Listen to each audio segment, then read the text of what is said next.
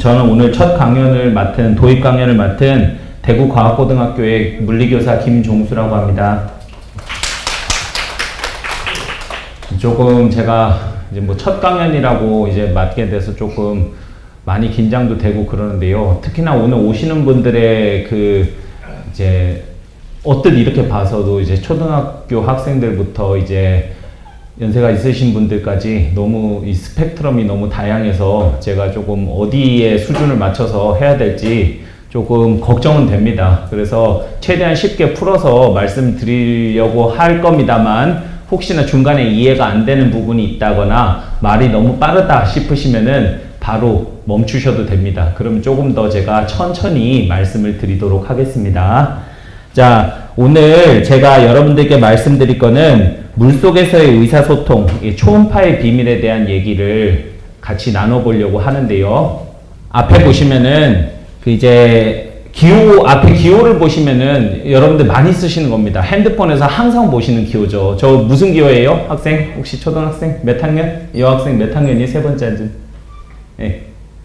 4학년이요. 저 앞에 무슨 기호예요? 맞아요. 와이파이 기호예요. 우리가 와이파이는 뭐 할 때 쓰는 거예요?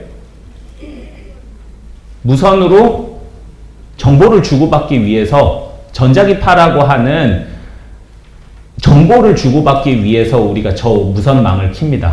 우리가 이제 공기 중에서 이제 정보를 전달하고 받고 보내고 할 때는 저런 와이파이 형태의 전파의 형태로서 주고받는데요. 신호를 저렇게 주고받는데 전파라고 하는 건 흔히 우리가 라디오파, 전자기파의 일종인 라디오파라고도 얘기를 합니다. 우리가 라디오를 듣는 것도 사실은 저것과 같은 원리라고 생각하시면 돼요. 그런데 저 전파는 이제 TV나 라디오 등 무선 통신에 우리가 사용해서 공기중으로 이제 공기중을 통해 가지고 정보를 주고받는데 가장 유용하게 쓰이는 수단 중에 하나입니다.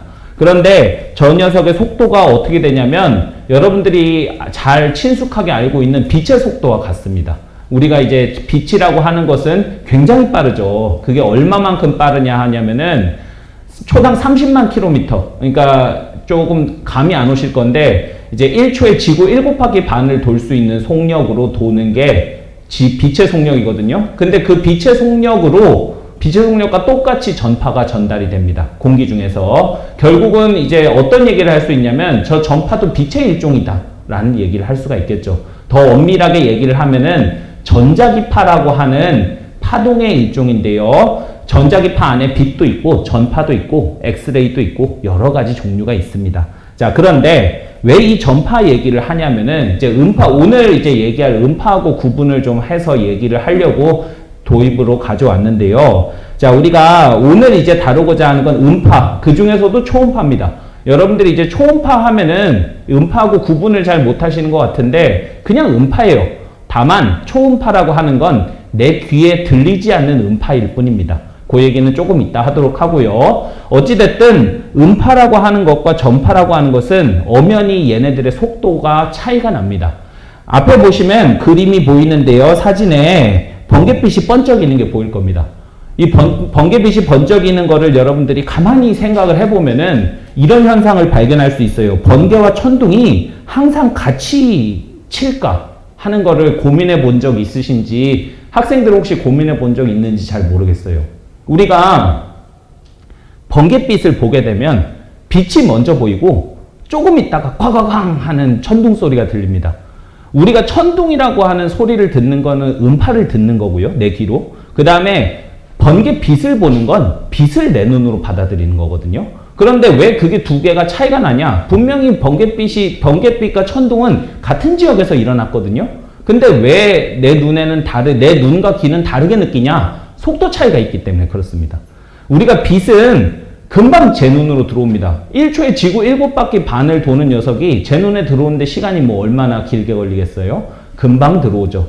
치자마자 제 눈에 들어옵니다. 그런데 생각해보면 번개빛이 빵 친 다음에 딜레이가 좀 있는 거예요. 한 3초 뒤에 1, 2, 3 그런 다음에 천둥 소리가 꽝꽝꽝 난다. 그러면은 그 천둥 번개가 어디서 친 거냐라고 얘기할 수 있냐면 우리로부터 1km 떨어진 지역에서 난 천둥 번개다라고 예측할 수가 있습니다.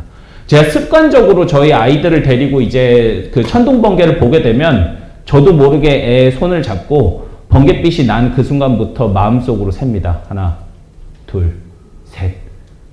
길면 길수록 멀리서 나는 거니까 멀리서 나는 거기 때문에 우리한테서부터 멀리 떨어진 안전한 지역이라고 볼 수 있어요. 왜냐하면은 음파의 속력은 초당 330m밖에 못 가거든요. 그러니까 우리 귀에 3초 뒤에 들렸다는 얘기는 330m/s 곱하기 3초, 결국 990m, 약 1km 정도 떨어진 지역에서 발생한 천둥 번개이기 때문에 사실은 우리하고 상관없는 얘기다라는 겁니다. 무슨 얘기냐면 번갯빛하고 천둥 소리의 차이가 시간 간격이 길면 길수록 안전하다라는 얘기입니다. 자, 그러면 당연히 여러분들 음파는 속력이 느리기 때문에 공기 중에서 사용하기에는 적절하지가 않겠죠.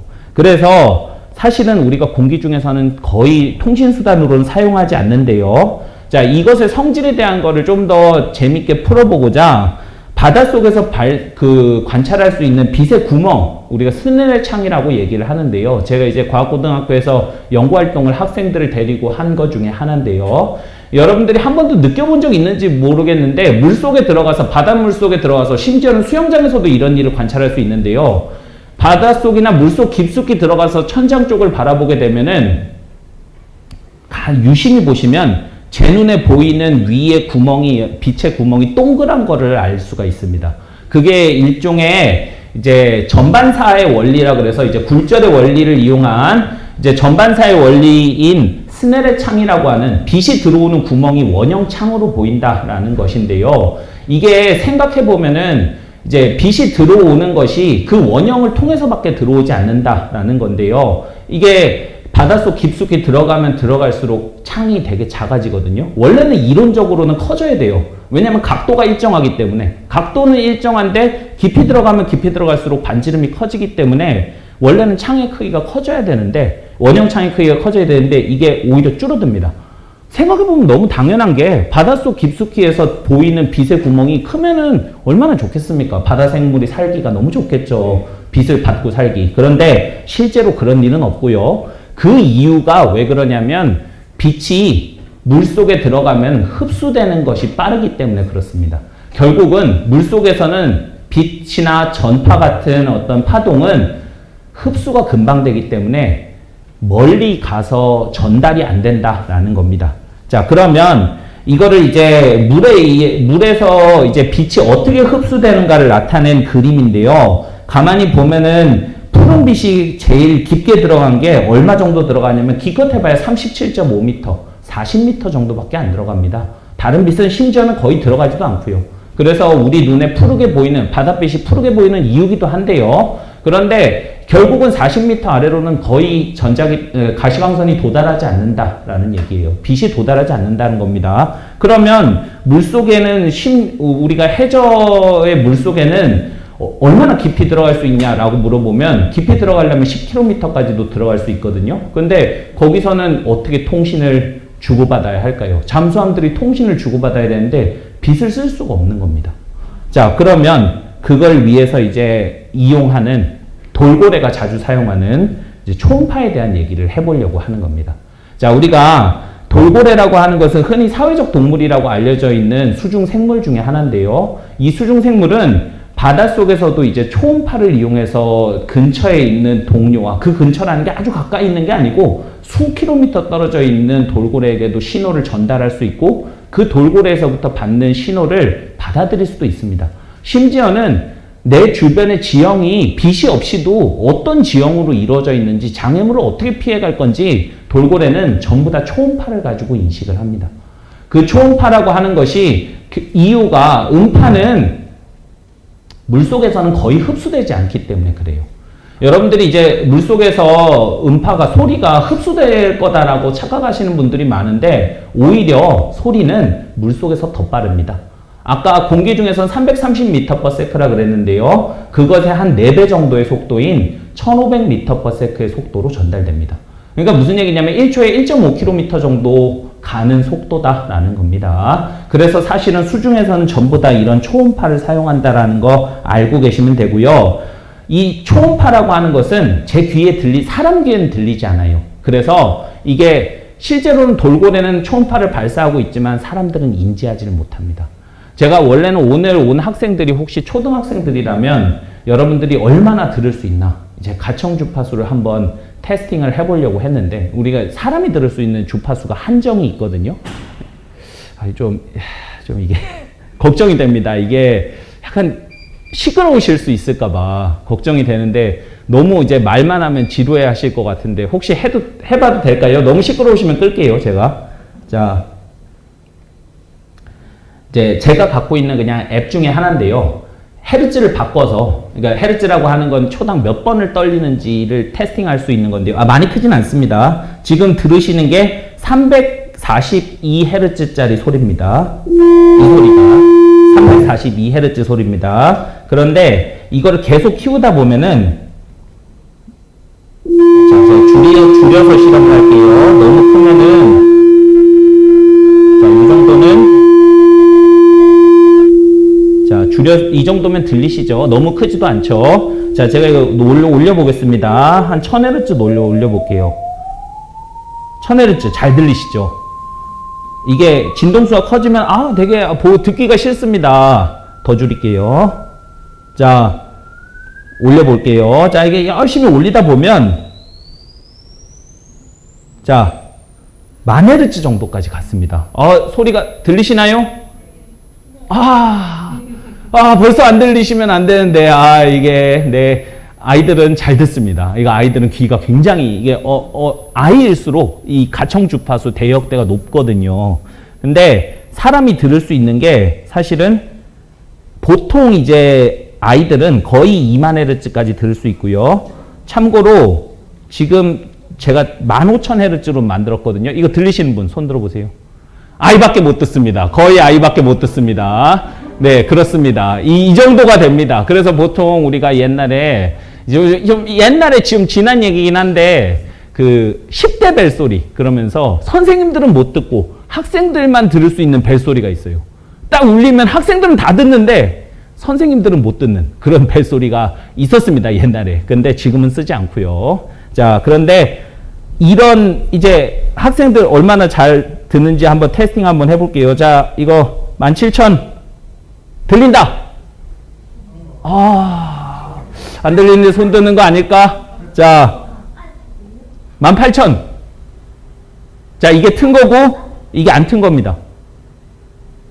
튼 거고 안 튼 겁니다. 들리나? 대단하네, 학생. 좋아요, 좋아요. 그런 귀를 갖고 싶어요, 선생님도. 자, 그런데 돌고래는 보세요. 얼마까지 측정할 수 있냐면 20만 헤르츠까지도 들을 수가 있습니다. 그러니까 사실은 사람이 거의 못 듣는 헤르츠를 듣는다라는 겁니다. 자, 그런 걸 초음파라고 합니다. 자, 그러면 이제 시간이 조금 길지는 않아서 제가 이 초음파를 어떻게 이용을 하고 수중에서 어떻게 사용하는지만 간단히 말씀을 드리고 마치려고 하는데요. 자, 우리가 초음파라고 하는 것을 이용해서 수중에서 할 수 있는 것에는 첫 번째로는 거리 탐색입니다. 우리가 초음파를 쏘고 받는 시간을 이용해 가지고 얼마나 떨어져 있는 목표물인가를 얘기할 수 있고요. 여러분들 오늘 제가 선생님께 사무국장님한테 준비해 달라고 한 그 키트가 하나 있는데 이 키트가 이제 거리에 따라서 초음파를 주고받는 거리에 따라서 해저 지형을 탐사할 수 있는 모형을 제가 준비는 해왔습니다. 제가 어차피 여기서 실험을 할 수 있는 시간은 안 되기 때문에 집에 가서 할 수 있는 분들은 해보시면 좋을 것 같아요. 자, 그리고 두 번째는 이런 음파를 이용해서 선박 운항로를 확보를 합니다. 그래서 얼마나 거리가 떨어져 있는지 그걸 이용하면은 대충의 장애물들이 어떻게 되어 있는지를 알 수가 있겠죠. 그리고 이걸 이용해 가지고 해저 지형도 탐사를 합니다. 얼마나 깊이 있을까? 해저 지형이 얼마나 깊이 있을까? 그리고 그 모양은 어떻게 될까? 그거를 얘기할 수가 있고요. 그리고 우리가 잠수함에서 많이 사용하는 건데요. 이제 잠수함이 이제 주변에 근처에 있는 잠수함들이 얼마나 빨리 오고 있는지 멀어지고 있는지 그거를 탐지할 수 있는 장비를 소나라고 얘기를 합니다. 사운드 내비게이션 앤 레인징이다 라고 얘기를 하고요. 자, 이게 결국은 이런 초음파를 이용해 가지고 이제 수중에서 의사소통을 한다는 건데, 자, 이 의사소통을 하는 거를 이용한 영화가 하나 있어요. 이제 코어라는 영화인데요. 이 영화의 끝부분을 보게 되면 그런 장면이 나와요. 이게 탐사를 다 마치고 지구 내부 탐사를 다 마치고 연료가 소진된 그 주인공들의 탐사선이 해저 지형을 뚫고 나오자마자 연료가 소진돼 버려서 바로 가라앉아 버립니다. 그런데 그거를 탐지를 못하니까, 외부에선 탐지를 못하니까 탐색을 못하는데 주변으로 어떤 일이 발생하냐면 돌고래들이 막 모여드는 겁니다. 왜냐하면 여기서 발생하는 초음파가 돌고래한테 전달이 된 거죠. 그래서 그 돌고래를 이용해서 이제 무사히 주인공들이 구출됐다고 하는 아름다운 영화인데요. 이런 초음파가 이제 바닷속에서 이제 의사소통의 수단으로서 그렇게 잘 이용된다라는 거 알아두시면 될 것 같고요. 이런 이제 그 돌고래가 사람을 구출하는 아름다운 광경이 초음파의 이용에 사용되기를 간절히 바랍니다. 제가 짧은 시간인데 여러분들한테 많은 걸 설명해 드리려고 해서 말이 좀 빨라졌습니다. 죄송하고요. 끝까지 들어주셔서 감사합니다. 네, 감사합니다.